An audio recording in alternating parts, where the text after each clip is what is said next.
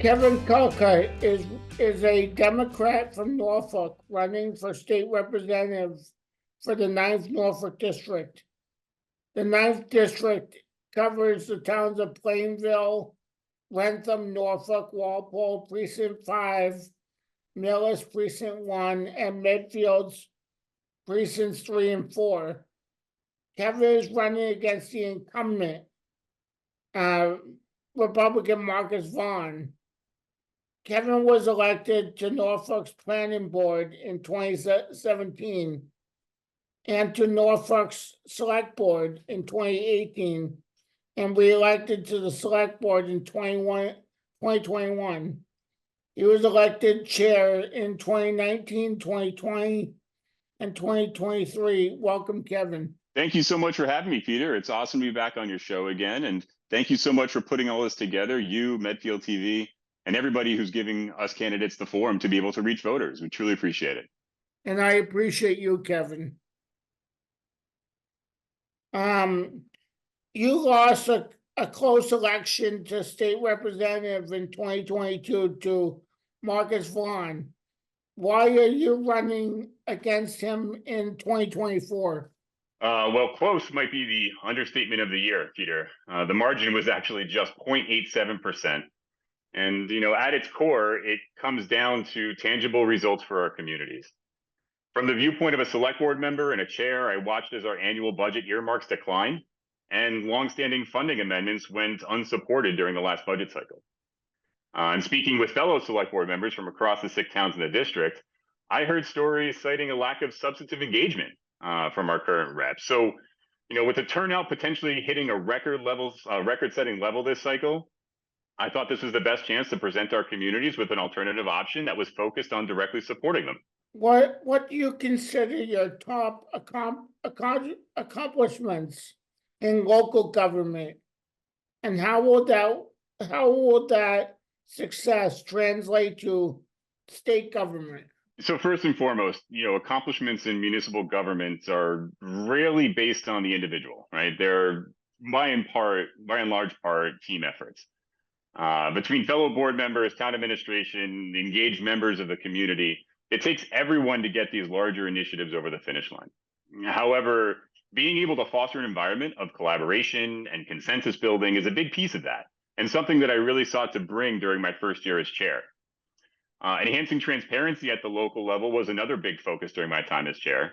And between executing a full project review presentation for the public safety project in Norfolk, including the community in the bridge project process on Lawrence Street, and adjusting the annual budget process to include community input, as well as starting to offer office hours, social media outreach, and town hall newsletter initiatives, I believe we effectively achieved most of what we were trying to do during that time. Finally, balancing the long overdue capital investments for the town, such as the new fire station for our firefighters, a big master plan revision that was just finished, all of this against the levy impact to residents, minimizing the levy impact to residents in a town where 93% of taxes come from residential. That was a difficult thing to balance and to do, but I think we did a great job with that considering the situation and also considering the period that we hit with COVID. If you are elected as state representative, what would be your main priorities and how are they in point to the 9th Norfolk District? Priorities. Number one is and always has been effectively bringing critical state funding back to our towns and public schools. Whether it be the more routine annual earmark discussions in direct coordination with local officials, or the bigger picture, larger needs like public school and special education funding formula revisions, this will be front and center starting on day one. But 2 key areas where I also want to have an impact on our communities are mental health and childcare. Increasing access to mental health care, promoting wellness and early intervention by expanding youth mental health services, and improving crisis response for anyone who's experiencing a mental health emergency are going to be at the forefront. Additionally, Massachusetts currently ranks 2nd highest in the country in terms of the cost of childcare. So making high quality early education and childcare affordable and accessible is also going to be a priority. One final thing is also, when speaking with select board members from across the district, one common thread that I've heard is that accessibility to new and clean water sources is going to be a big priority coming up. Whether it's finding new well sources, connecting parts of the town that previously didn't have connections, or just finding clean water sources that are free of PFAS. This is going to be an issue for all of our towns, and I think there's an opportunity to be able to consolidate our efforts to be able to address them. What do you think are the biggest problems in Massachusetts government that need to be addressed? I don't really see them as many problems per se, but I do see a number of opportunities. But the biggest one seems to be, and pretty clearly speaking, that there's an opportunity to instill a level of confidence in some of the processes associated to the legislative branches in the Commonwealth. Like I talked about before, much like I did on the select board, I look forward to carrying forward my commitment to transparency initiatives into this role as state representative. Although the state legislature in Massachusetts is strongly dominated by Democrats, we have often had Republican governors.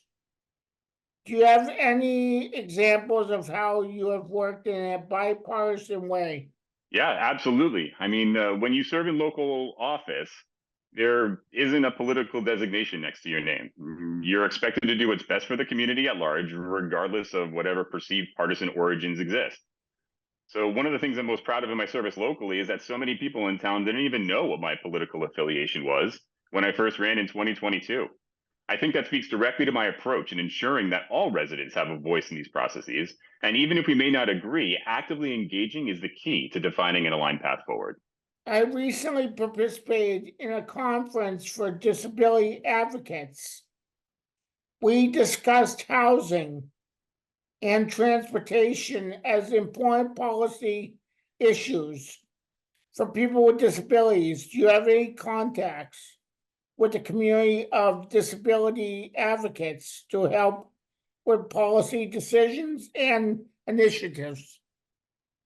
Yeah, absolutely. I mean, first, we talked about this before. I've had wonderful conversations with Melissa Joy Riley, who is a member of Senator Eldridge's team, as well as our resident advocate here in Medfield on issues ranging from individuals with intellectual developmental disabilities, like you had mentioned, housing availability and accessibility, and the annual funding for critical service programs across the Commonwealth.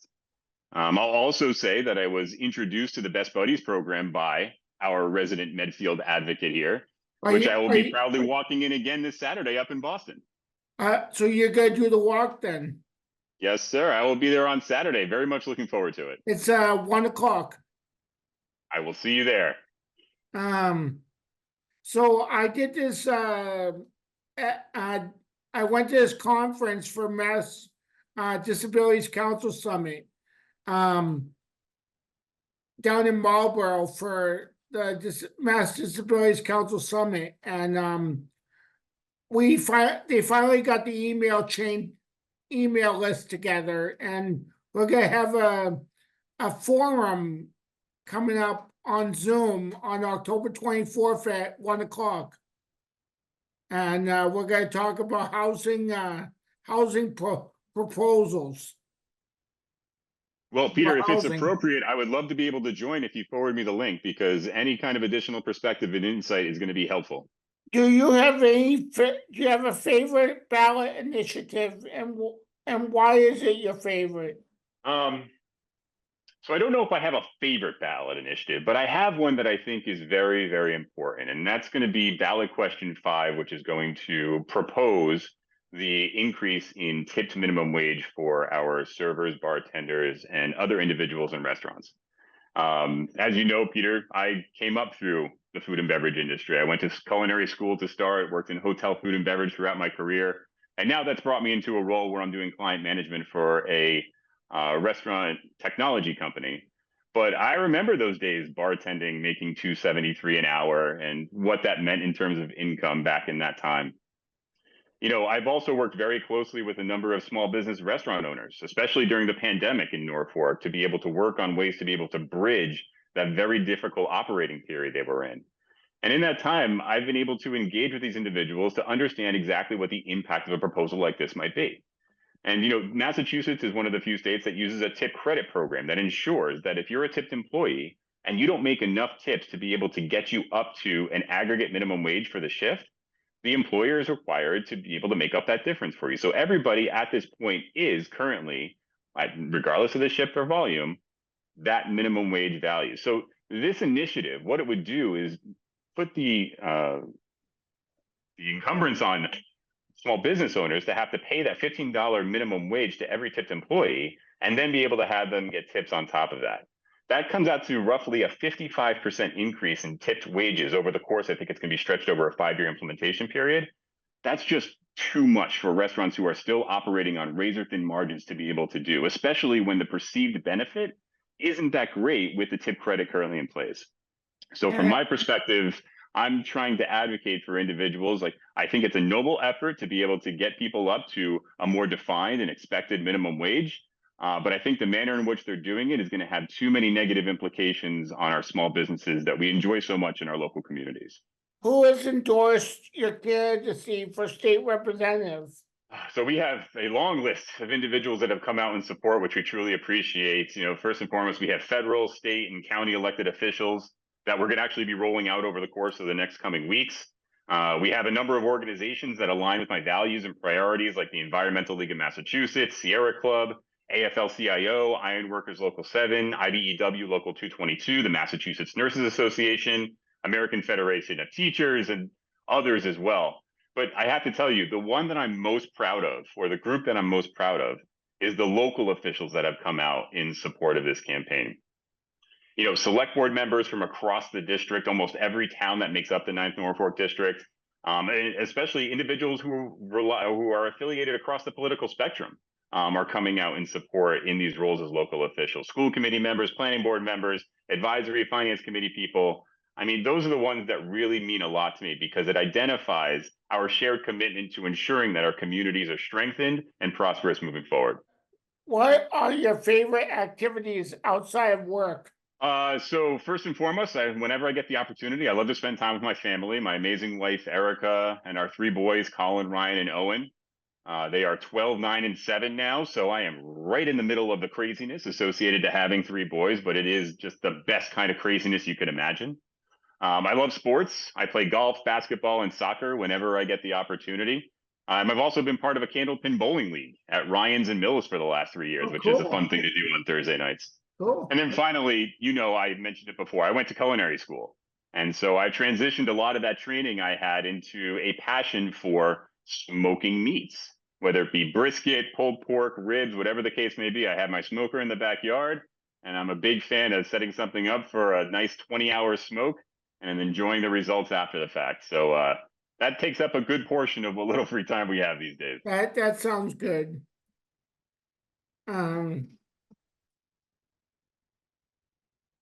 Can you summarize why you should be elected state representative for the 9th Norfolk District?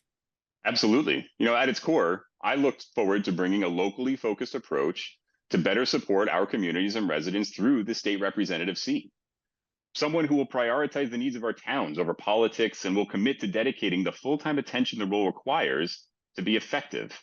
Through my ongoing relationship development and cultivation, consensus building, and bringing our communities together to address our shared opportunities, I look forward to making this role work for residents once again.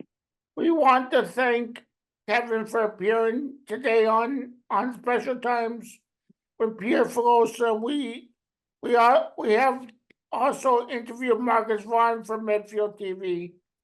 The election is coming up on November 5th. Early voting has already started. Please vote. Goodbye.